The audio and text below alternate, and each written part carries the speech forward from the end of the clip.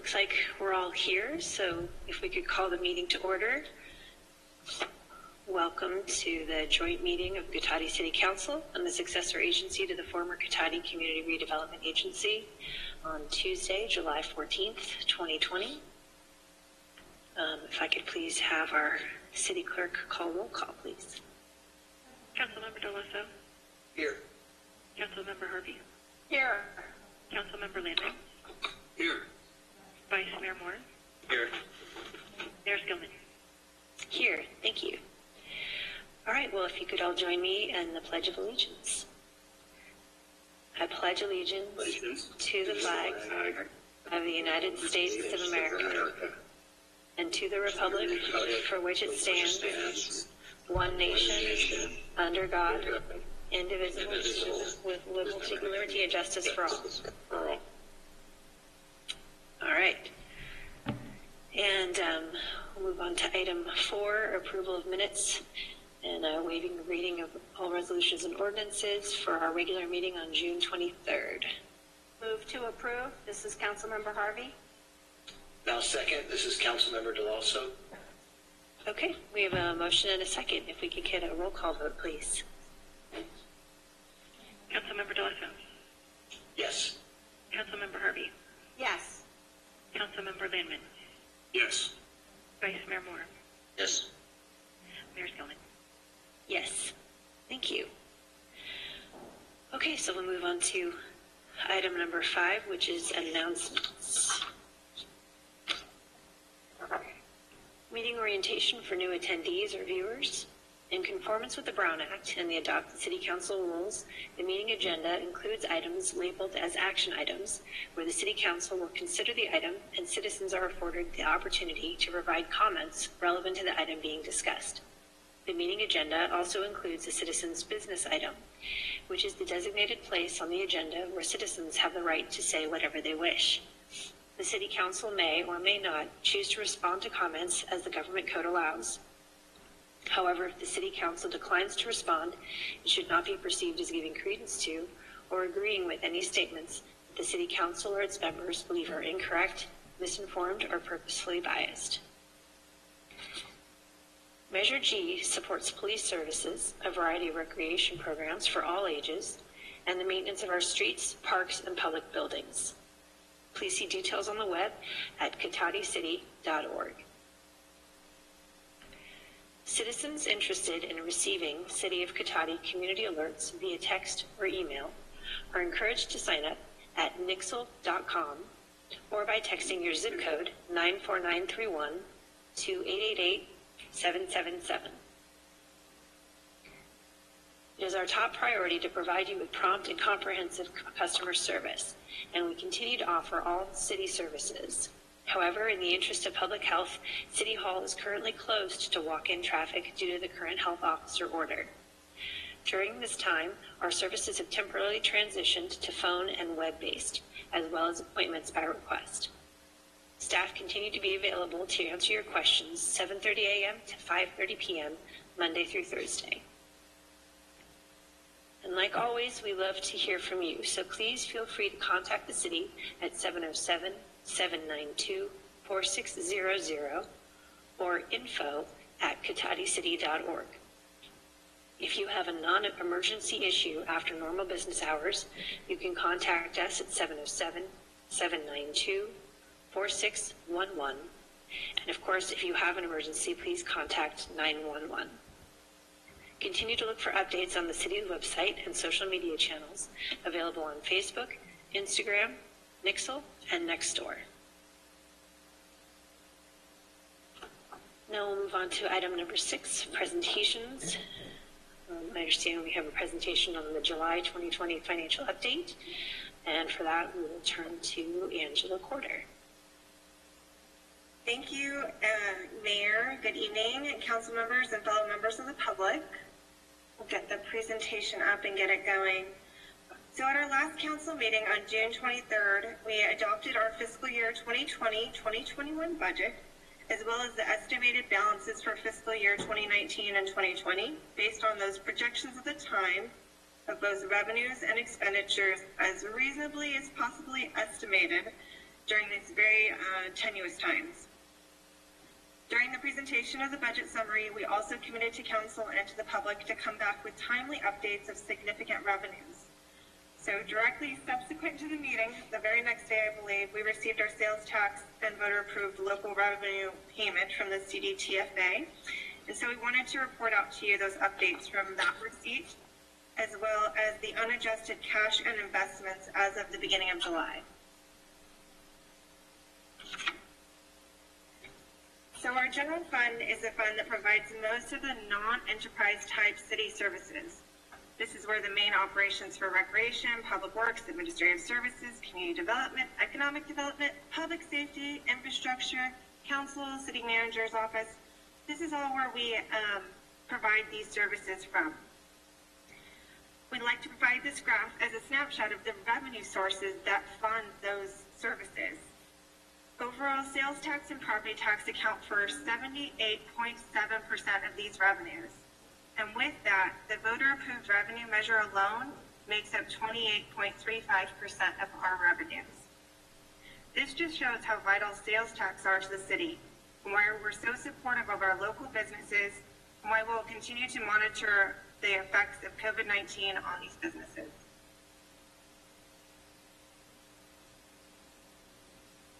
So our sales tax and voter-approved local revenues update. So this is just a reminder that payments are made to the city by the CDTFA approximately 2 months after the period of those sales tax. So the sales tax receipts for April were received by the city in June, and the sales tax receipts for June will not be received until August. So with that said, the sales taxes that we adopted a budget for, it was an approximate budget estimate of $1.9 million. And that was as of June. So as of June, which again was the receipts through April, we've received $1.8 million, which leaves us a difference of $114,000 approximately. So with this, if the sales tax receipts for May and June are consistent, then we would have approximately $209,000 worth of receipts, which were in excess of our budget. Consistent with the sales tax, the voter-approved local revenues, we conservatively adopted a budget of approximately $2.1 million, and as of June, we'd received just over $2 million, leaving a difference of $79,000 of collections still needed to meet budget. So with this, if the receipts for May and June are consistent, we would have approximately $286,000 in receipts in excess of budget. So combined, that total does get us to that $492,000 in excess of what our conservative budget is. But again, these are different times. So I want to talk briefly about where those estimates came from, why the payments in April were higher than anticipated for our budget, and then what we're kind of seeing and getting information on as we continue to move forward. So the estimates. So the budget was set on estimates. We continue to work with a team at HDL to understand and track these estimates against our actuals. So what caused the difference between where we budgeted? Well, it's primarily due to the increase in the county pools as we were expecting.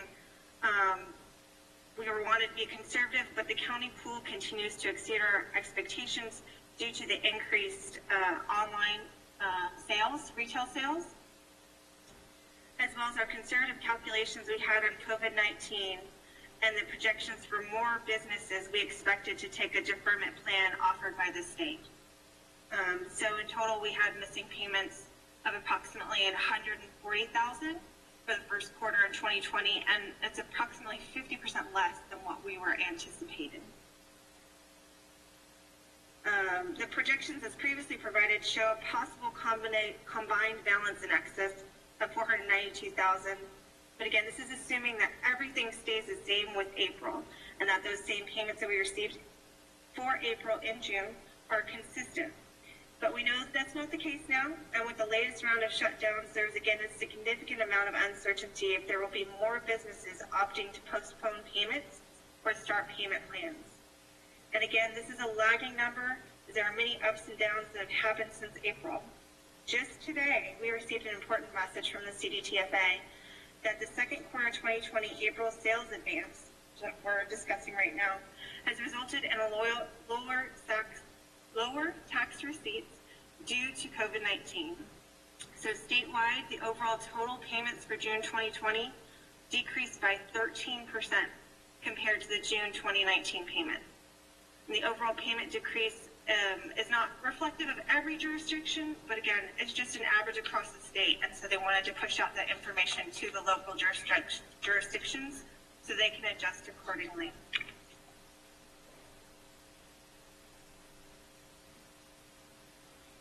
Other contributing factors relating to the difference between the estimates were the fact that we did reopen for business sooner than anticipated, which now again is probably going to be adjusted. On top of that, we do have a specific mix of businesses here in Cotati. Some of our main sales tax contributors here in the city were identified as essential, like home improvement and food and drug. And as such, they were able to remain open and even showed economic improvements during the first part of the shutdown, as more people were spending more time working at home and took on those home improvement projects that they had been postponing, as well as taking the time to cook at home.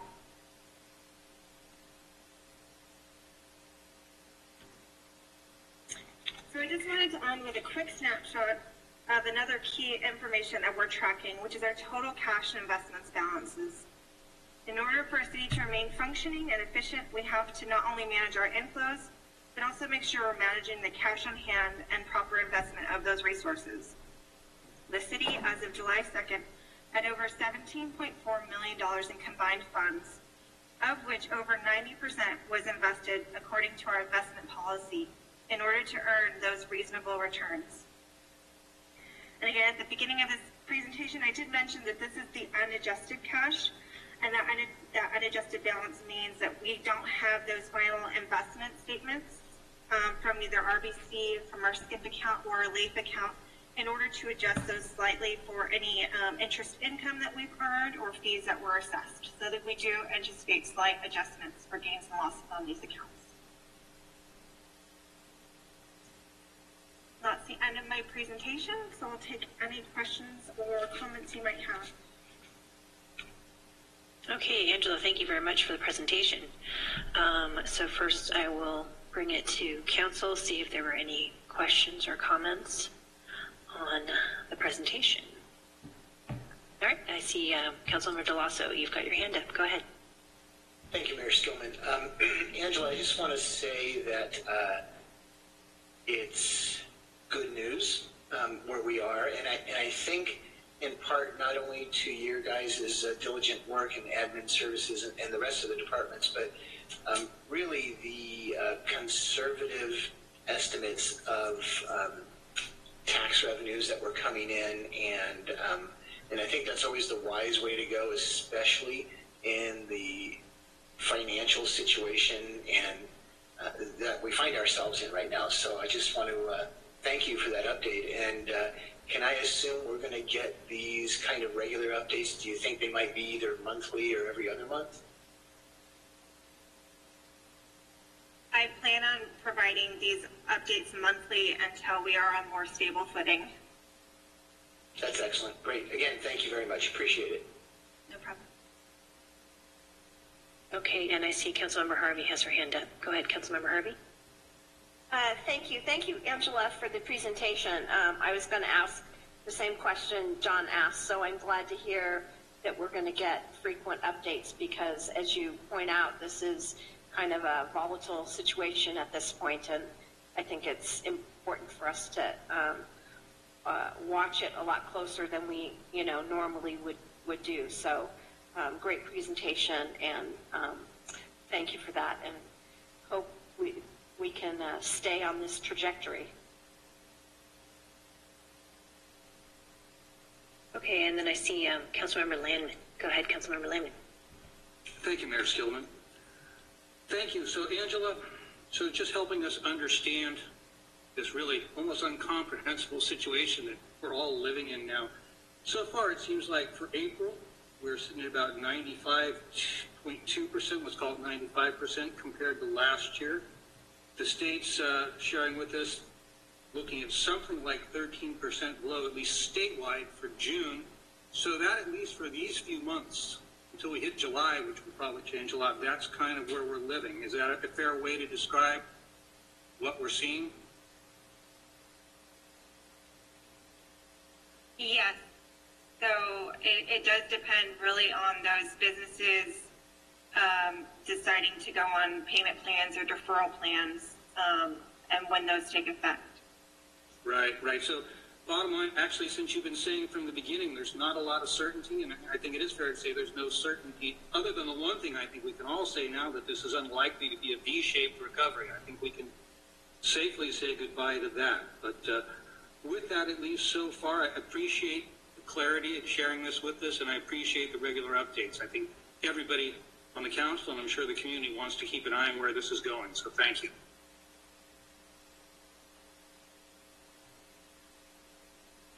Yes, and I definitely echo that. So thank you very much for the update. And it's great to see that we're not getting any sort of shocking news just because of how conservatively you guys went forward with the prediction of where we might be. So very much appreciate your hard work in putting those estimates together, especially with such uncertain times. So thank you very much for the update. And with that, we'll move on to item 7, approval of the final agenda. I'll just check in with our city manager. Were there any changes to the agenda for tonight? Good evening, Mayor. No proposed changes. Okay, fantastic. So we will move on to item number 8, which is citizens' business and public comment for the consent calendar items. So I will read my quick introduction, then I'll turn it over to our city clerk. Any members of the public wishing to speak to the council on any items listed on the consent calendar or any matter not listed on the agenda that are within the subject matter jurisdiction of the council may do so at this time. Pursuant to the Brown Act, the council is not allowed to consider issues or take action on any item not listed on the agenda during this period. Pursuant to City Council Policy 2017-02, comments of any member of the public are normally restricted to a total of 3 minutes in length per person for matters not on the agenda, and a total of 3 minutes per person in length for any and all items on the consent calendar. The mayor may extend the time limit for a reasonable time when a disability accommodation has been requested.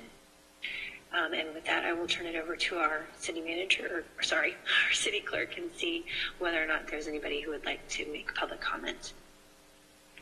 Thank you, Mayor Skillman. And for our attendees tonight, if you would like to make a public comment, please raise your hand via the raise hand icon on your smart device or desktop computer, or dial *9 if you're just using your telephone.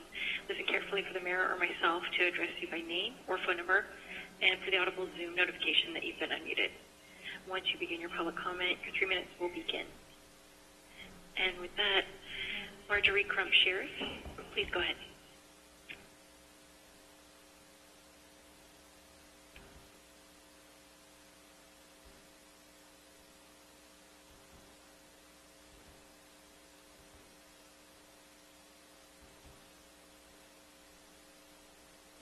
She is still showing up as muted. If there's anything that we can do on our end. Here we go. Can you hear me now? Yes, please go ahead. Oh, good. As the city council, the city manager, and Chief Parrish know, there's a new committee in town, 4. We are the Committee Organized Against Racism. We have met individually with each city council member, with Chief Parrish, with our city manager, to gather information about how our city is run. We want to thank each of you for taking the time to meet with us, for being open, for listening, and for sharing. We look forward to the town hall meeting that's coming up. I believe I saw a date change in the on the website for that. I could be wrong. So that's a question. Is there a date change? And I want to end with this quote from Indira Gandhi. My grandfather once told me that there are two kinds of people: those who do the work and those who take the credit. He told me to try to be in the first group. There is much less competition. I hope that brought a smile to your face. Our committee is in the first group. Thank you.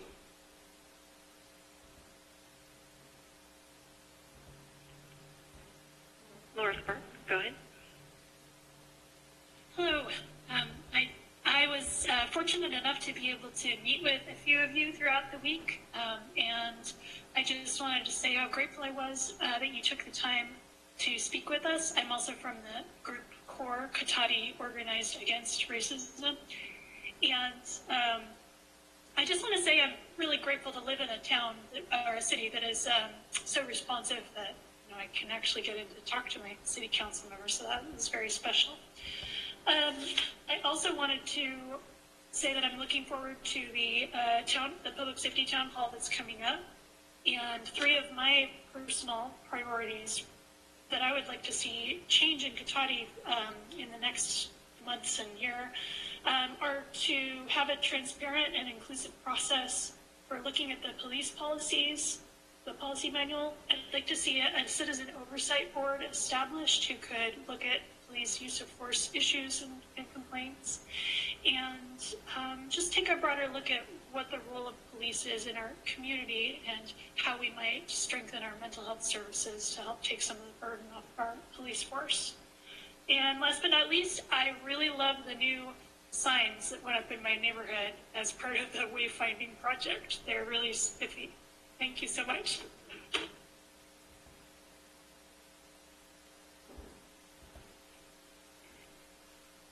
Okay, Mayor Spillman, that will be it for attendees' public comment. Okay, thank you very much for your public comments.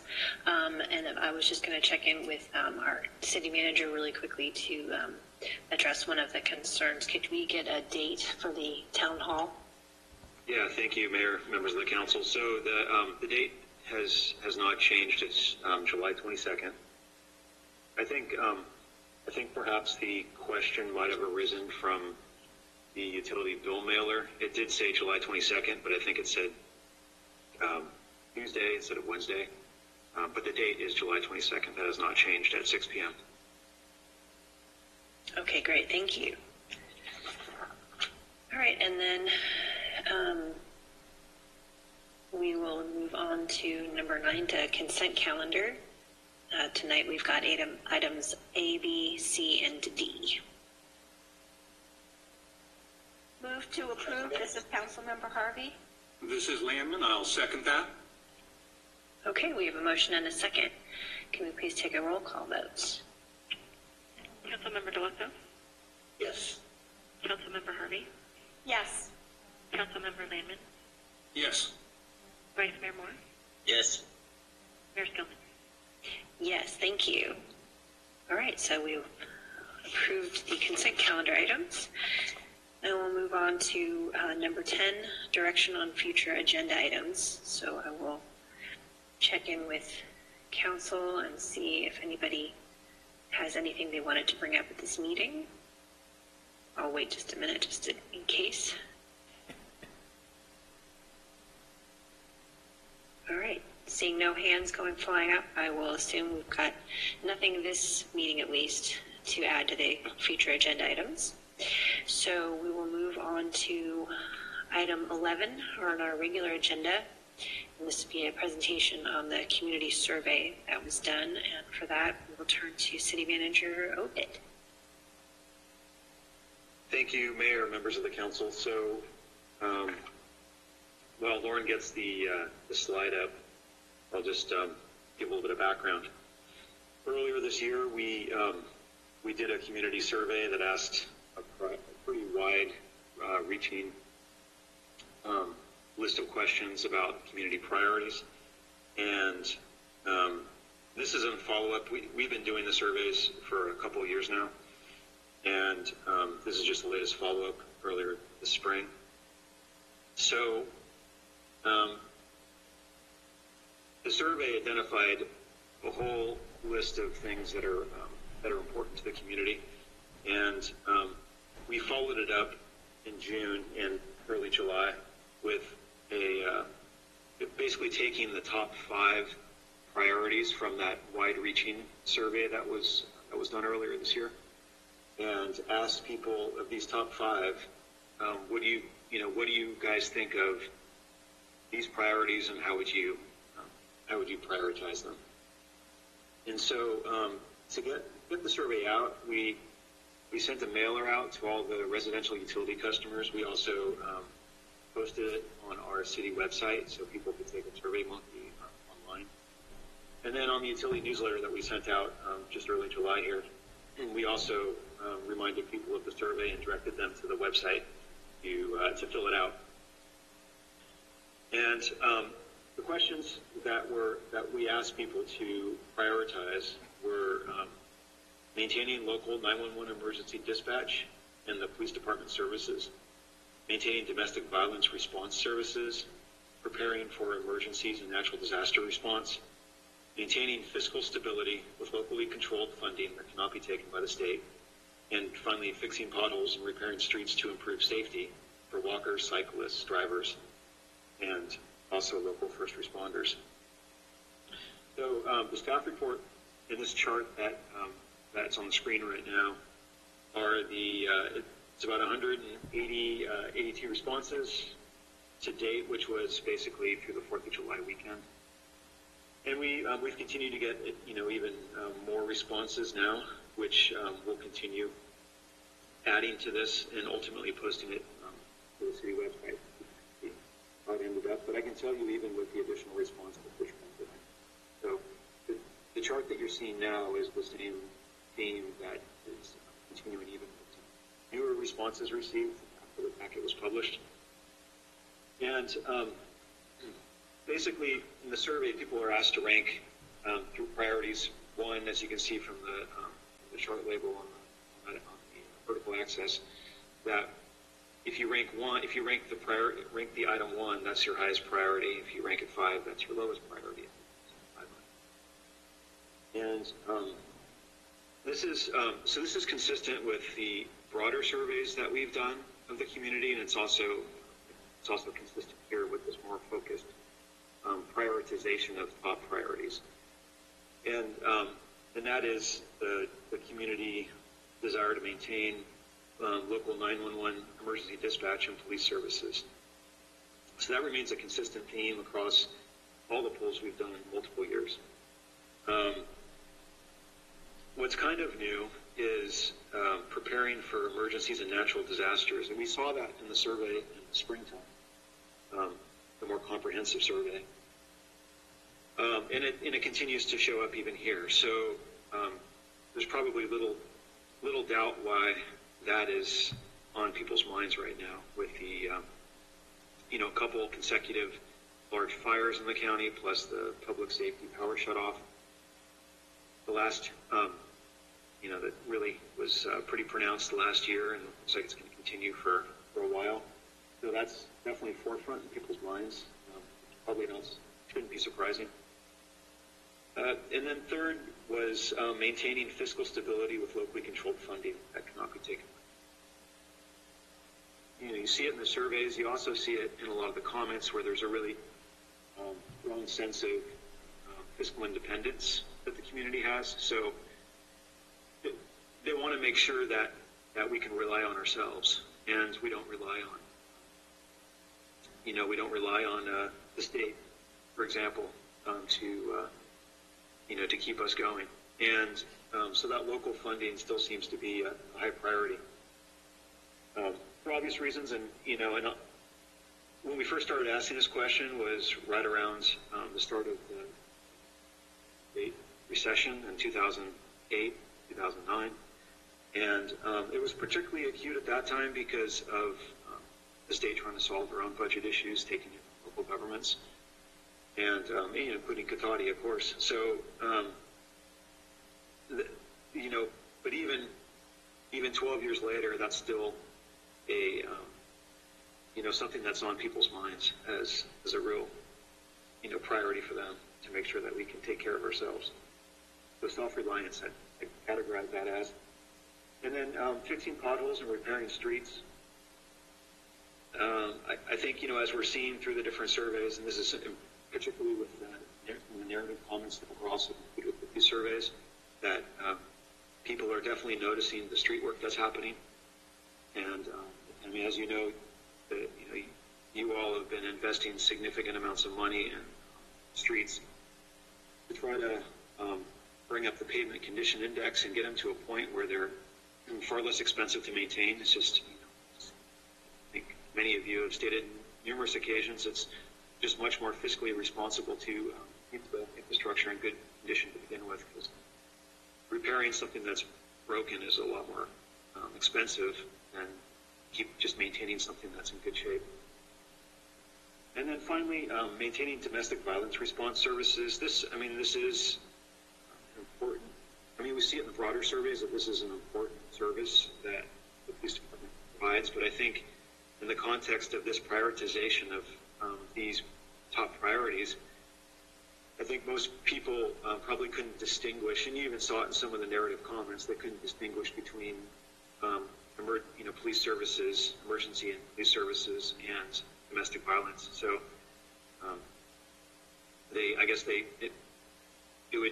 it seems that people were assuming that if there's local 911 emergency dispatch and police services, that it would by default.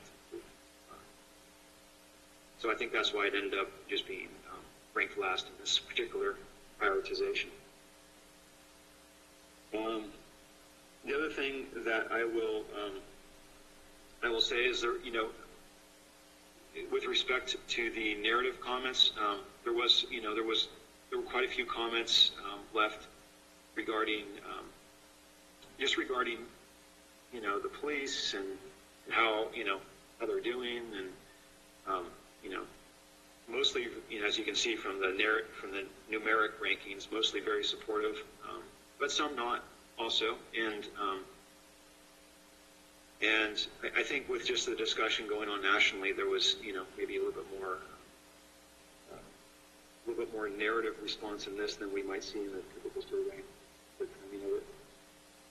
and then finally, with respect to streets, and again, this is on the narrative side of things, speeding seems to be a common theme as well. People don't appreciate drivers speeding down their streets, and so they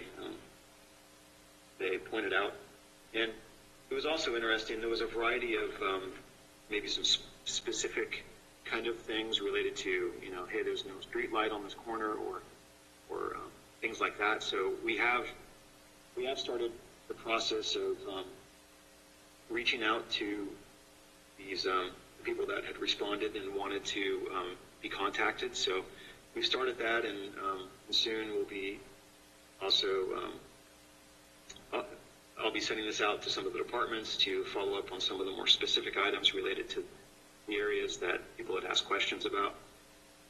And then in the staff report, there are some of the narrative comments are just provided verbatim in the staff report, and this is really just intended to show the full spread, the full spectrum of comments. It's nothing other than that, other than just to kind of give the reader the sense of sort of one end to the other with respect to people's thoughts on some of the issues. And then lastly, I'll just say that attached to it were just all of the comments listed by, they were just categorized by whether the comments were received on SurveyMonkey, or the last category is just people that sent in forms with comments but didn't provide any rankings. So there's a big group. And like I said earlier, we'll continue to update this for the next week or two. We'll just get it all posted on the city websites. If anyone's curious, they can look at it in the future. So with that, I would be happy to answer anybody's questions. Thanks. Okay, thank you for for that. For some reason, your audio is coming in and out a little bit, but I think we caught everything you were saying. But just giving you a heads up. No, that's okay. Just meant we to pay attention a little bit more.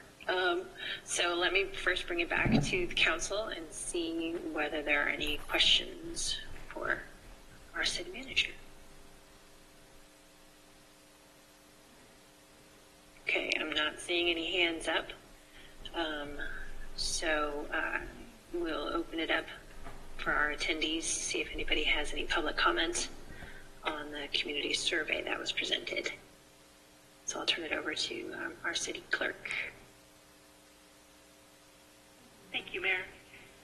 And at this time, I see no hands raised. Okay, well, thank you for checking. I will just check one more time if there are any comment. Oh, I see Councilmember Harvey has your hand up. Go ahead, Councilmember Harvey. I really appreciated the sheer number of comments that we got. You know, a lot of times when people fill out surveys, you know, they rank the things, but there isn't enough detail behind what their intent is. And I really, really appreciated the amount of detail and time that people took into explaining why they chose things the way they did and what was working and what wasn't working, and when things were a toss-up, why they felt they were a toss-up. And, you know, it was really such a wealth of information. So thank you to the citizens that replied, and thank you for the thoughtful input. That's it. Okay, thank you. And I see Councilmember Lamon, you've got your hand up, so please go ahead. Yes, thank you.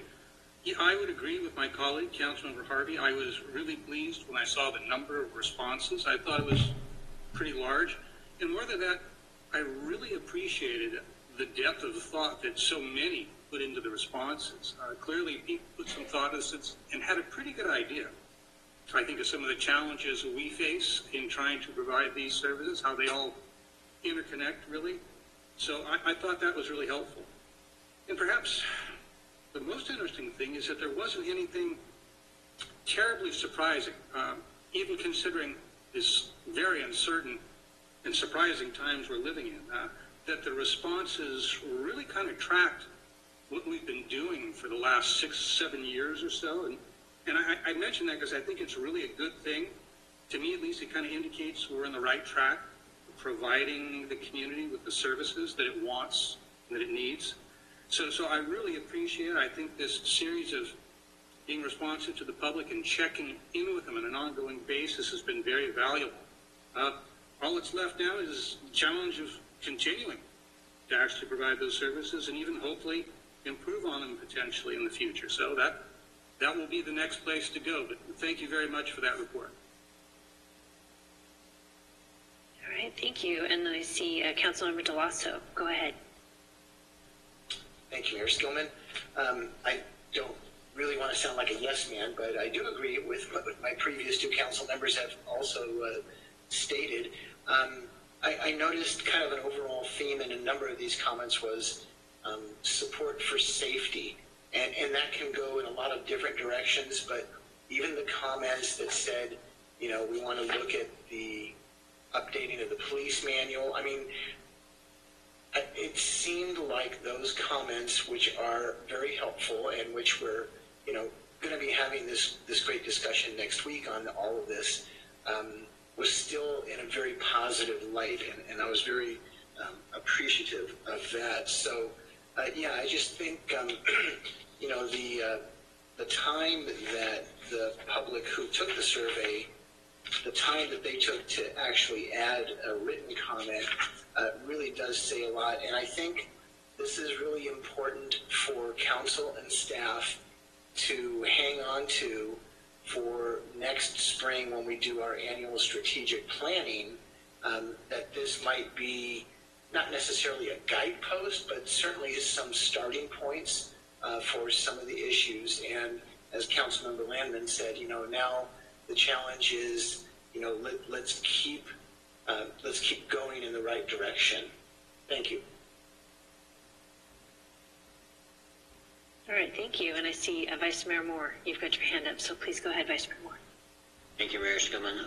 I would just echo pretty much the same thing as the other council members. It's nice to get the input from the community and to kind of get a yardstick measurement of what we're doing right and maybe what we need to improve. And I did appreciate the fact that our city manager, Obed, was talking about keeping that survey open, and I'm wondering how long you plan on keeping that, or will that be an ongoing dialogue, so to speak? Thank you. Council Member Moore, so the survey, we were going to keep it up at least through this week and then just roll in the rest of the comments. We wanted to give people a little bit of time after receiving the utility bill mailer to hop on SurveyMonkey and fill it out. But what we're thinking is this, basically the end of this week, and then we'll roll in all the final stuff to the website. Thank you very much.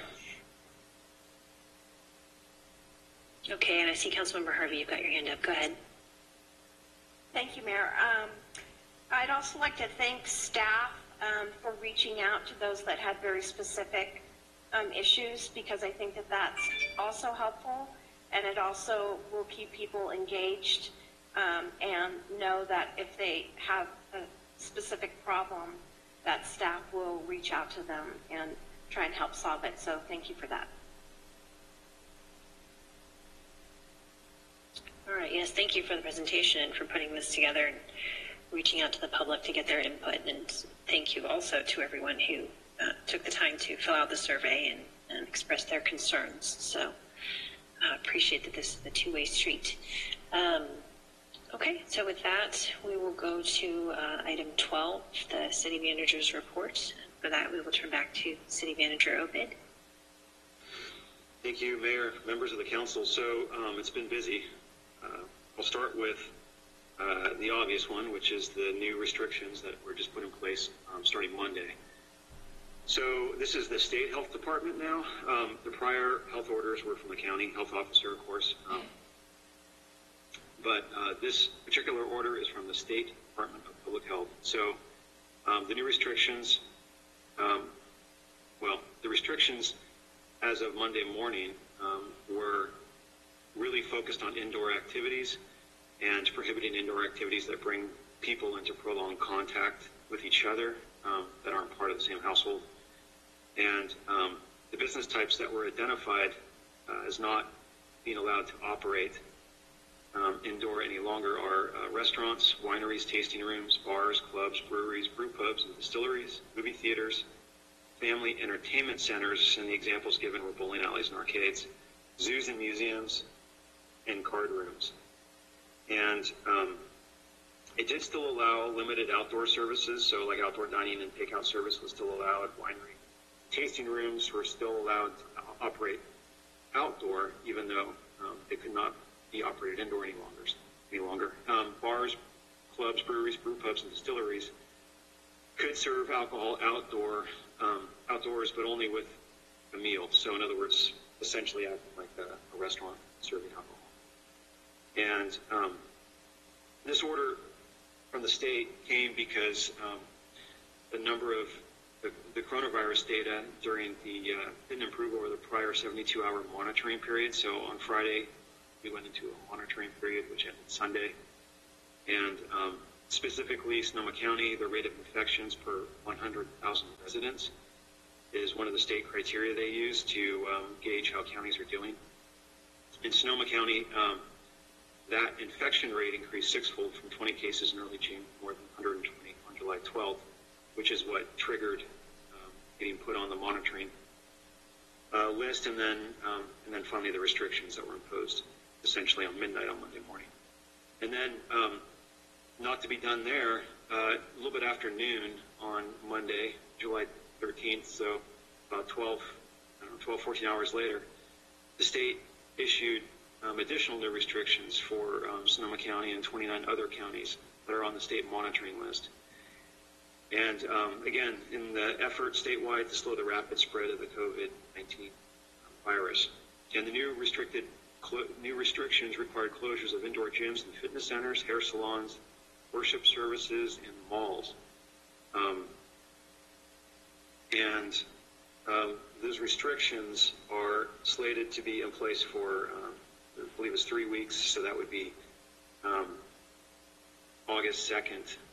So in other words, even if our infection rate improves between now and August 2nd, those restrictions will stay in place until August 2nd, unless the state takes some other action.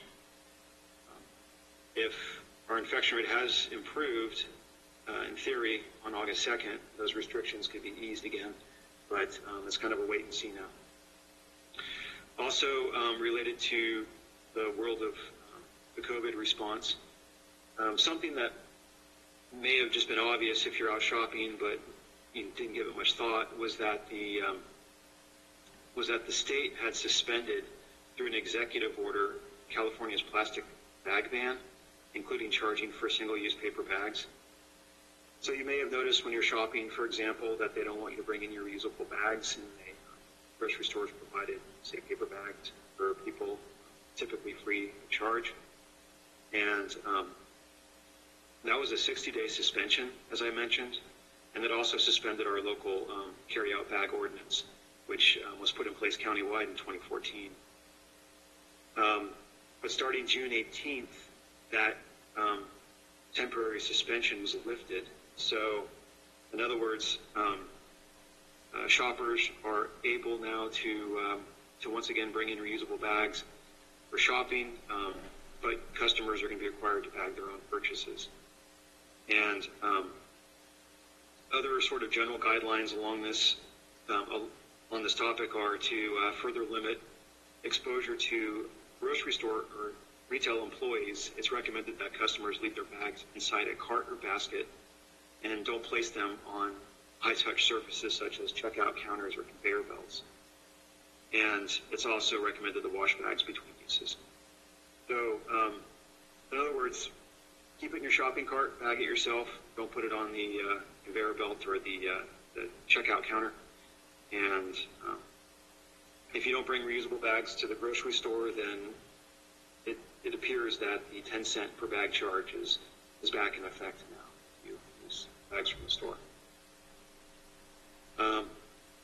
All right, so as we talked about earlier, there's just a reminder, there's a community discussion on police policies. It's scheduled for July 22nd at 6 p.m. It's a Zoom meeting. So please keep an eye out on this, for this agenda on the city website, or contact Lauren Burgess, the city clerk, to be added to the agenda mailing list. Reminders will also be published in the Community Voice as well as city social media and on the downtown marquee. And the website, even though I forgot to mention that. And then police officers are hosting their regular beat area officer meetings the first week of August, and this will be a Zoom-based meeting, so notices of the meetings will be going out shortly on social media and on the police website. Look for that as well, and it's sort of a new format. Before, those meetings were in person, but it's a different world now, so we're trying to get participation and get input from our neighborhoods in a safe and accessible way. In terms of projects, so right now we're in the second week of the bidding period for the 2020 Streets Paving Project, and the proposed project area is the named streets, so Henry, Page, Arthur, so forth, the ring roads, as well as adjacent city parking lots and part of Valparaiso there by West Sierra Avenue. And this is, as we talked about during the budget process, this is a B project, so it is contingent on the bid amounts and the revenue actuals that we discussed earlier. But there does continue to be a healthy amount of interest in city projects, especially now. So we're keeping our fingers crossed for low bids when we open bids on July 8th. The original full project had some additional roads like La Plaza and West Sierra Avenue, and we're also getting those ready in the event that any federal infrastructure money becomes available. So that could be potentially a second phase if there's additional funding becomes available. Wayfinding signs, well, you heard a public comment earlier tonight. Wayfinding signs are going up around the city, and this project remains on track to be completed by the end of July. So look for those. I'm seeing them pop up all over the place as well, so we're getting there. And then the Fleddy Ranch House improvements are nearly complete.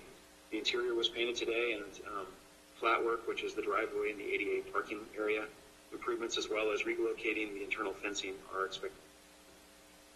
So we have about 2 more weeks to be substantially complete with this work. And I watch it every day out my window, so it's coming along nicely. It's looking really good. And then a pre-construction meeting was held today for the long-awaited West School Street Pathway project. This project is slated to start on Monday and has secured 3 years' worth of community development block grant funding as well as city matching funds. And then the William Olaf Sewer Replacement Project began on July 6th, and completion there is expected in early August. And the PG&E the PG&E work in front of La Plaza Park is underway, as you've probably seen if you've driven through there, and is expected to extend into mid to late August. So that's it for projects, but I will also say, in addition to the COVID response and public information activities, we're also preparing for public safety power shutoffs. So they're continuing to move along. The city has its own towable fuel tank and a replacement towable generator for the sewer lift stations that we've received earlier this summer. We also did some electrical work to City Hall to provide some additional redundancy to our city file servers so that they're on full generator backup. And the city crews, if you've been around, the city crews are installing reflective backing on the signal shrouds. These are traffic signal shrouds, which is intended to provide some additional safety during power outages. The reflective taping, of course, would, at nighttime make the signals, even if they're dark, visible, so people know they're approaching a signalized intersection. And city crews are doing this with the bucket truck, in fact, that was recently purchased, which allows them to reach those mastheads, and saving about $20,000 in the process rather than having to contract it out to a third party. And then finally, secondary failover internet connections are also going up shortly, again, to add some additional redundancy during power outages and whatever else Mother Nature may throw at us. So that's it on the public works realm. As you know, we've also been working on some redevelopment bond tax refunds. So these are the bond refunds, and we got those refunded, at least preliminarily, and approved by DOF, and they were placed privately at a much better rate than we were expecting for it. When we brought this to council originally, we were expecting around a 5%. We currently have a 5% rate on the bonds as they exist today. We thought they would be, I think, more than 3% range after they got refunded because of the better interest rates today. In fact, we ended up getting about a 1.3% interest rate, which is unheard of. So this low interest rate frees up significant property tax that will benefit the community. Primarily the school district and the county of Sonoma are the primary beneficiaries, but the city also does share 10% of the property tax, so we also benefit too. But we'll be talking more about this on July 28th when we bring this back to the city council meeting. Utility bills are out. They're due by August 10th. And if customers are having trouble paying bills, we now have forms online that allow customers to easily pull to pay, and also allow customers easy 24/7 access to request water and sewer deferments or financing. And we're also, in addition to that, offering telephone-based options to make a payment. Check on your account balance or confirm any updated due dates. You can just dial 833-282-0825. And then lastly, just some recreation news. This is the 6th week of the sold-out Camp Cotati summer camp. Campers and staff continue to follow extra safety precautions or following all the recommendations from the CDC regarding summer camps. So while we operate a little differently than we used to, campers have still been enjoying their time off from school by playing, learning, making friends, doing crafts. They've also been creative in ways to give back. Earlier this summer, the camps hosted a lemonade stand and raised about $140 for new toys for children some of the area hospitals here. Last week, they held a plant sale to raise money for an animal shelter, and we're looking forward to more projects like this throughout the summer. At the end of this month, end of July, we will have a gymnastics camp there, and there's still space to sign up if anyone's interested in that. At the end of the month, Monday, July 27th, an organization, Food for Thought, will be hosting a drive-through food drive at the Ray Miller Community Center behind City Hall from 10 a.m. to 4 p.m. Non-perishable food items will be accepted during this drive-through event. Food for Thought provides food for those in need throughout Sonoma County with HIV and other serious illnesses. So we're, of course, happy to partner with them as they continue their good work in the community. Farmers market season continues to take place each Wednesday afternoon in La Plaza Park, 4:30 to 7:30 p.m.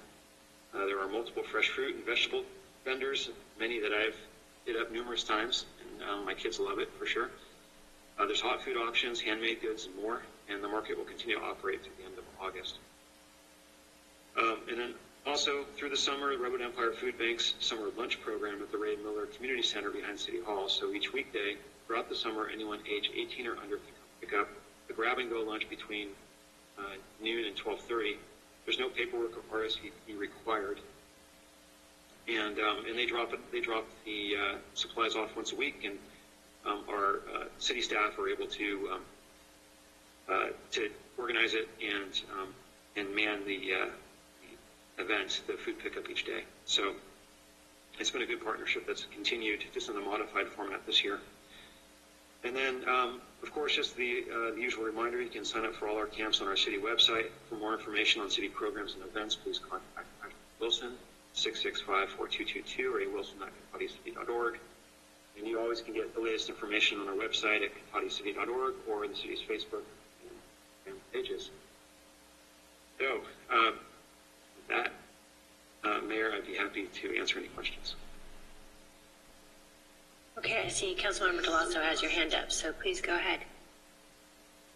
Thank you, Mayor.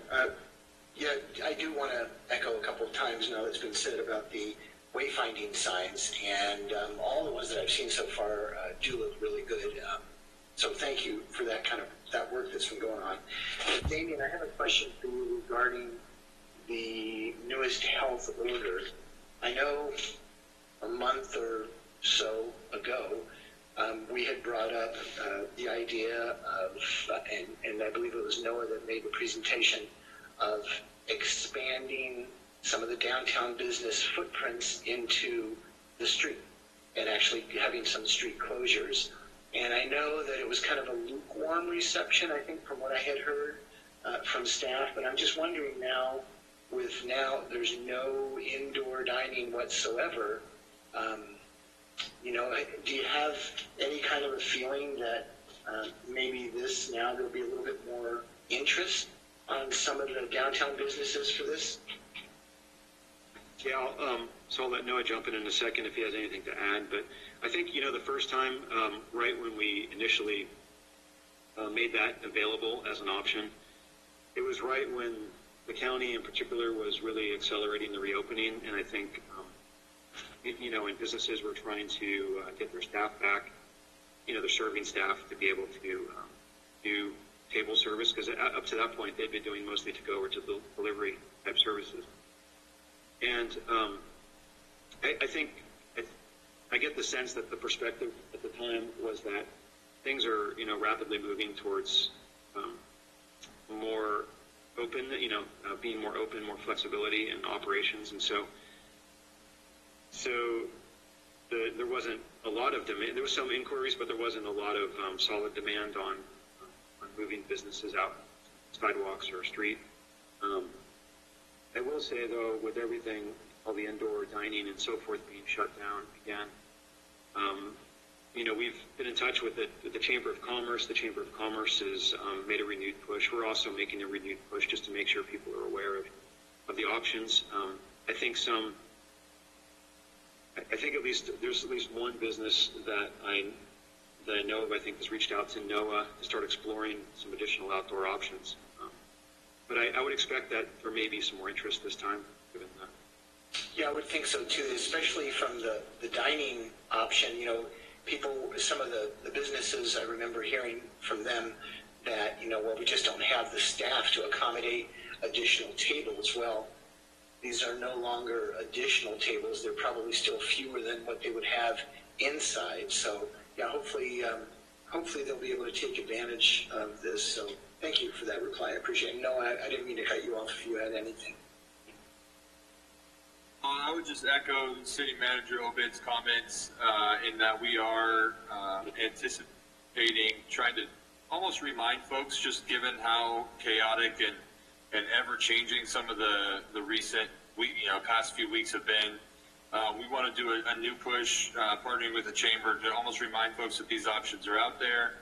And we do think as some of the unemployment changes affect folks' incomes and kind of combined with the ongoing changes to dining, that there will be more interest. And we are starting to get some inquiries from folks other than just restaurants. So some of our fitness businesses are interested in using spaces, public spaces, for some of their classes. And we're working to facilitate all of those things. And everyone has been really appreciative, but I do anticipate seeing a little bit more interest in the opportunities that we have for folks. Yeah, no, I totally agree with both of you. All right, thank you guys very much, and thank you, Mayor. Absolutely, and I'm not seeing any other hands up. So why don't we move on to the City Council member reports. I'll start off and let you know that I do not have anything to report out this week. And then I will just go on down the line. I'll check. Vice Mayor Moore, did you have anything you needed to report out this week? No, I do not, Mayor Skillman. I have a Revenue and Empire Municipal Insurance Fund meeting next week, and so I anticipate I'll have something further on that. Okay, terrific. Thank you. And Councilmember Harvey, have you got anything to report out? I actually have nothing to report out, and I have a meeting of the Waste Management Agency tomorrow. So next time. Excellent. Okay. Councilmember Landman. Yeah, thank you, Mayor Skillman. One thing to report out. I should report from SCTA. You might have seen in the newspaper. We had our meeting yesterday afternoon, and the SCTA board did vote to go forward with Go Sonoma, which is a continuation of the existing Measure M for the 2020 ballot, with a unanimous vote, save Windsor dissenting. So basically, to make a long story short, we revisited it. As you know, we had looked back in September 2019 to see what support there might be in public, and had pretty good response of about 73% indications of support, ranging from strong to probably supporting. Taken now July 6th through 9th, so clearly in the new world that we're living in, it stayed pretty good at about 75%. Statistically, it's the same, but it does sound a little better with that extra 2%. It should be noted, though, that there's some evidence of the nervousness about COVID in this, so that there's a slightly bigger softness. And they define softness as when you show people exposure to opposition language, negative language, trying to convince somebody to vote against it. That always moves the number down a little. That has increased a little bit compared to last time, so it shows that there is some uncertainty in the public, but overall there's still some general interest. And I guess I'd conclude by saying it was pretty obvious to everybody on the board, and I think it's pretty clear to many in the public, a great many in the public, that the benefits from maintaining local roads and being a self-help county are really clear. And we can see that deferred maintenance just equals vastly increased costs down the road. We know that in our personal lives. I'll admit to that. And it's the same versus cities and counties. And also that as far as being a self-help county, if we're not a self-help county, we can't get our share of federal and state dollars for roads and infrastructure. And the potential for infrastructure, even from the feds next year, is quite possible. So we'd like to have that.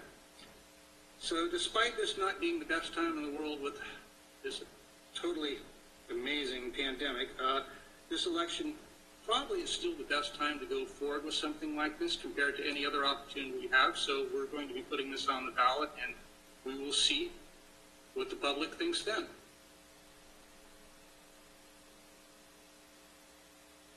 Okay, great, thank you. And Councilmember Delasso, did you have anything to report out?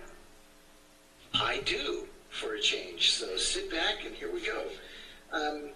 Let's start with just a personal comment that I am so happy that the city of Cotati does not allow fireworks, because I have a dog who was shaking so hard the entire night and for a day on either side of that, that it was just, it's an awful thing to see animals go through this. And with the fires that we've had in Sonoma and the surrounding counties the last few years, you would think that hopefully the city of Roanoke Park may someday actually ban those things, because of course our boundary abuts. So I'm very glad to be in Cotati during those times. I do want to say, because I don't remember if I did report out on this, I may have, but just very quickly, on June 19th, I did meet with Marjorie and with Adrian Lobby and their group, and had a discussion with them, so that was very good, very pleasant. Now, Ag and Open Space, our monthly Ag and Open Space meeting, in between our two council meetings, I actually sent an email to all of the advisory committee members asking them to think really hard about their time commitments.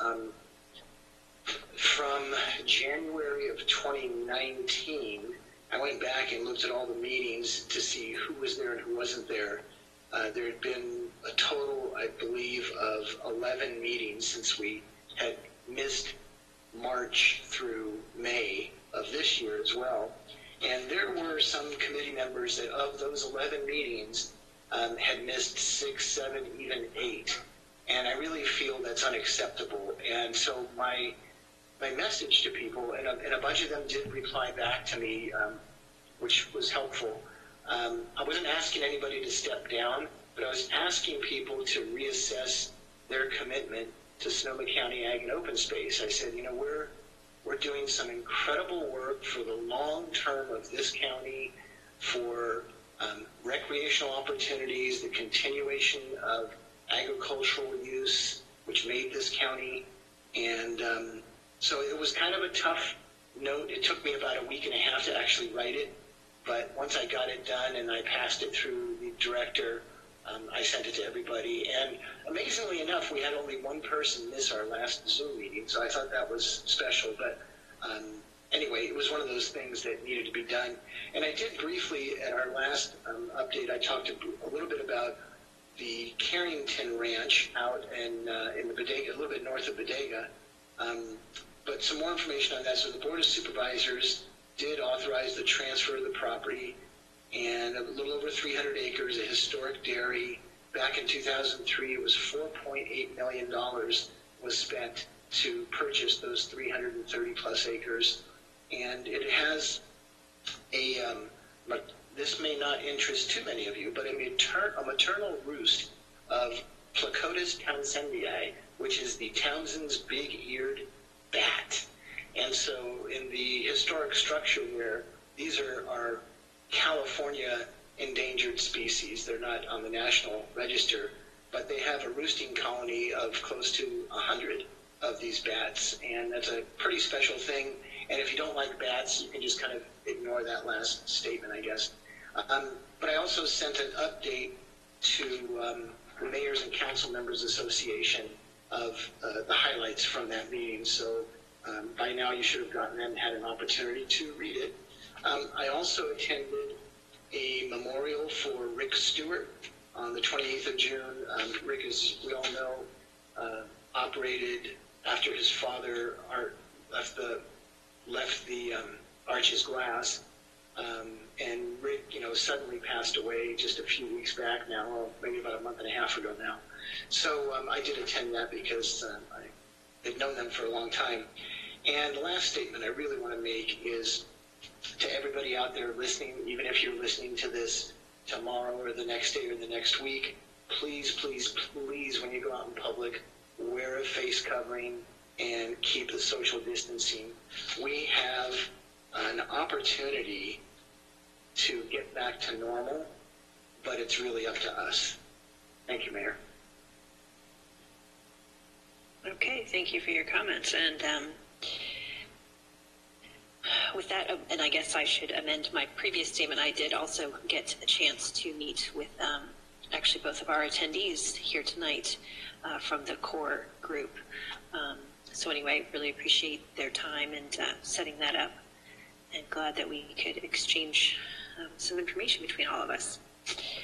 So with that, we can move on to item 14, which is public comment on non-action agenda items. And I'll ask our city clerk, could you please check with our two attendees and see whether they had any comments on any non-action agenda items? Yes, thank you, Mayor. And for our attendees tonight, just remember to use your raise hand icon or dial *9. And at this time, I see no raised hands. Okay, well, thank you very much for checking. And then for item 15, I would just ask our city clerk, was there any information received after the agenda had been posted? No items received. Okay, great. Well, with that, I will unexpectedly adjourn our meeting at a much earlier time than I had originally anticipated at 8:11 p.m. Thank you all so much for your time and attending tonight, and we will see you, either some of you next week, otherwise in 2 weeks from now. Have a good night, everybody. Stay safe, and please do keep wearing your mask and social distancing, doing what we can to slow this down. Have a good night, everyone. Good night.